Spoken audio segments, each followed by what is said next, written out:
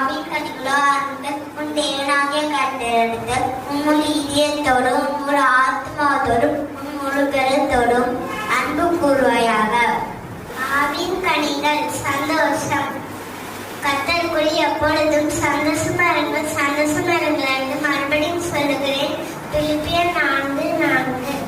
ஆவின் கனிகள் சமாதானம்.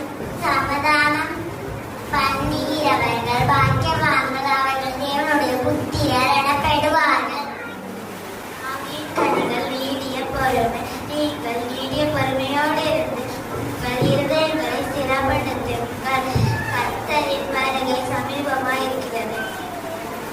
ஆவின் கனிகள் தயவு. தயவு உள்ளவனுக்கு நீர் தயவு உள்ளவராகவும், உத்தமனுக்கு நீர் உத்தமராகவும், முடிதலுக்கு நீர் புனிதராகவும், மாறுபாடுள்ளவனுக்கு நீர் மாறுபடுகிறவராகவும் தோன்றுவீர். ஆவின் கனிகள் நற்குணம்.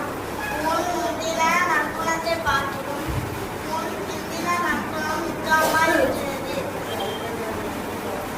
ஆவின் கனி விசுவாசம். விசுவாசமானது நம்பபடியும் உறுதியும் காணப்படாதது நிச்சயமா இருக்கிறது. சாந்தம். கர்த்தர் சாந்த குணமுள்ளவர்களை உயர்த்துகிறார், துன்மார்க்கரை தரை மட்டும் தாழ்த்துகிறார்.